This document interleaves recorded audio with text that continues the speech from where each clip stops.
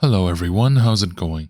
In today's video, we're going to talk about Mullen, trading under the ticker symbol MULN.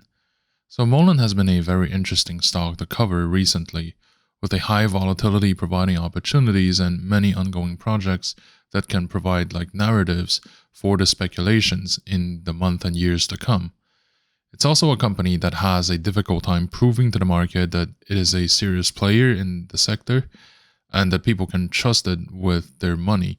So in this video, we will go through the latest fundamentals, the price actions, and my analysis and my recommendation to hopefully help you to make the best decision possible. Before we start today's video, I'd like to make a brief disclaimer. So my videos are my opinions on what's going on and what might happen. They're not investment advice and should be watched for entertainment purposes.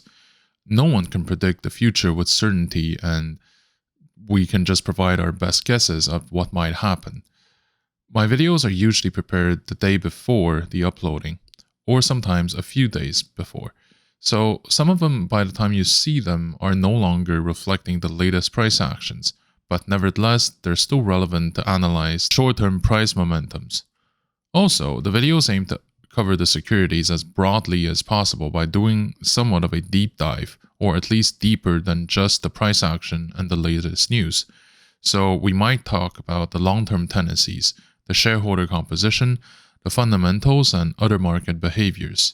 So these will all affect whether you want to buy the security, how many you want to buy, and at which price level you want to buy. With all that being said, let's get into today's topic. Mullen operates an EV manufacturing, distribution, and marketing. It is a holding company for companies that they have bought along the way, the latest ones being Bollinger and Last Mile Service. The company first began operating around 2014 as a successor to Coda Automotive. It has a previous venture as well called Mullen Motorcars. They were into developing EV supercars back in 2004 and came up with Mullen GT around 2007. So overall, it's fairly convincing that Mullen has been a veteran in the field, and that at least we can say that they have been around for the long game. But the question is whether they have the means to stay in that game. We know that the sector is capital intensive, and Mullen doesn't really have a lot of capital. It is a small cap company with a very quickly dwindling cash reserve. They're not making any money, and it's also not helping by the fact that a lot of people distrust the CEO. He has a track record of being a hustler in the sector. When I said that, he's been in the game for a long time, we might as well just talk about, what the game is for us versus what it is for him. There are a lot of speculations about the fact that he might have given his company, given the company's control to his close associates, on the back of the shareholders. So again, these so far are speculations, and they're emitted by Hindenburg Research. So if you want, you can search it up and make up your own mind. It's not necessarily the fact, but it should definitely be included in your considerations. So in the short term, Mullen has increased by about 60% over the past 5 days. Of course, we're talking about the penny stock level. So it doesn't mean that it's been doing so well. You see what I'm saying? It's a question of momentum and perspectives. In other words, in short term, it's significant. In the long run, we might wonder whether this is just a blip before the sell-off resumes. So far, it means that the bulls are back in the action. And hopefully they're going to start testing the 50 cents level or the $1 level at some point.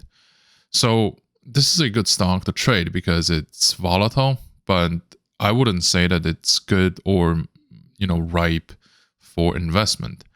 The short-term news seem to be what matters the most for the moment.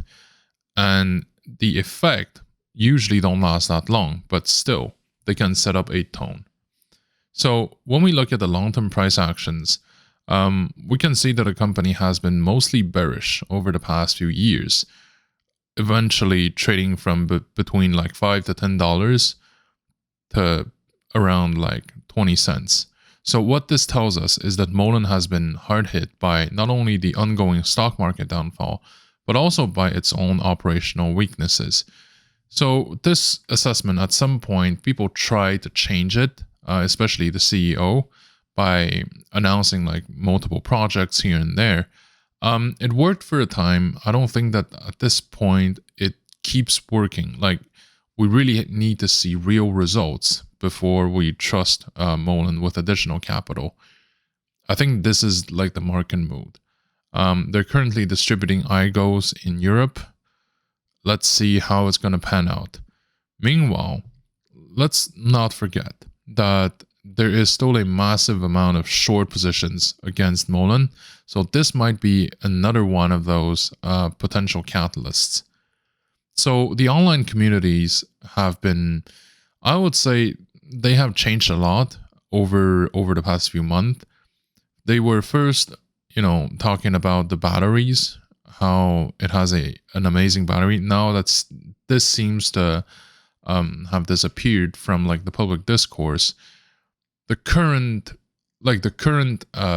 narrative is mostly about the short squeeze and also the IGO.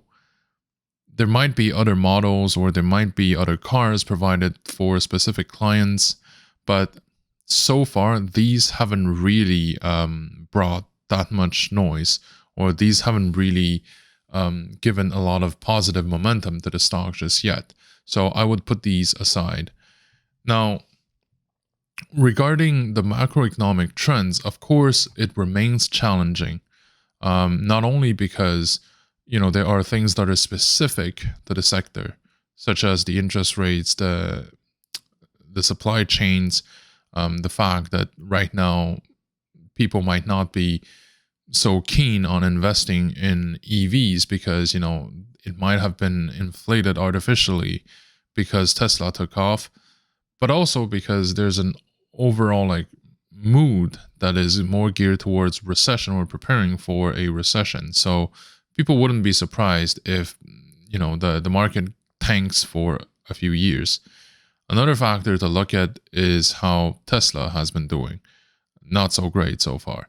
I mean, we can always say that it's Elon being Elon, that he has bought Twitter, but at the end of the day, whatever. People are not keen into pouring more money into this sector because we don't usually want to catch a fallen knife. So with all that being said, my tendency is to maybe wait a little bit to see how things are going to pan out. Of course, with Mullen, it doesn't necessarily follow the overall trend either. So sometimes it's way worse than the trend. Sometimes it goes up when the whole market goes down, so on and so forth. So these are not exactly surprising. What we need to see, though, is that from a technical perspective, over the next few weeks, the stock will keep going up. So with that being said, let's also take a look at Mullen's financials, which can give us some hint about how the company is doing and what are some of its options. The company's cash balance has been decreasing. Of course, not at an alarming rate, but we can all imagine that if the company isn't bringing in any money, at some point this is going to run out. And when they run out, they either have to take, additional debt or to dilute the shareholders. I think that diluting the shareholders is probably going to be less popular, but also less painful. Less popular with the shareholders, but also less painful for the company, right? Speaking of the liabilities, in terms of liabilities, they have actually decreased somewhat their debt load. But this really hasn't really helped the share price, simply because people haven't really been looking at the fundamentals either way. They're fully aware that this is a company that won't have an actual product for a number of years, right? So this is why that for now, we're just speculating on the ongoing speculation for the most part. We are speculating that short sellers are going to redeem. We are speculating that there's going to be a huge pileup of potential shareholders buying the shares eventually, just because they want to make a quick buck. Like, this is the kind of train of thought. Of course, it makes me feel pretty good to see that Mullen has been controlling its debt level. It means that the company isn't going to have any sort of solvency issues. But this doesn't seem to be the main factor influencing its price action for the time being. The last element to look at would be the profitability. In that area, for now, it's 0. So we need to see whether the iGo deliveries are going to do well in Europe, and we shall see signs of this in the Q1 of 2023. And of course, in terms of their shareholders, they're mostly retail. Now, recently, it's worth noting that a lot of institutional buyers have increased their holdings in Mullen significantly. But we got to remember that this is a very small cap company. So even if they have increased the number of shares, in terms of total capital commitment, it's a very insignificant, non-material type of percentage that has been committed. So in that sense, I wouldn't necessarily say that we have necessarily won the heart of those institutions, just that it's slightly better than before. Now, of course, the major catalyst for Mullen is the short squeeze, or the potential short squeeze. And I would say that at the current price point, it's actually likely, believe it or not, that we're going to see somewhat of a squeeze, because on one hand, it seems like the stock no longer wants to go lower, like at least lower than 20 cents. On the other, it seems like whenever there's a short squeeze, usually it's when the morale is low and when not that many people believe in a stock that it's going to blow up. Okay? And I don't think that in the current circumstances, there's still going to be a huge number of short sellers that are going to say, okay, you know what? My profit potential is between like 30 cents and 0. You know, they might go short if the stock reaches like $5. By then, I'm pretty sure that a huge number of people would re-enter into a short position because they think that there's no way that such a company can sustain like a $5 share price, not when it's around 30 cents.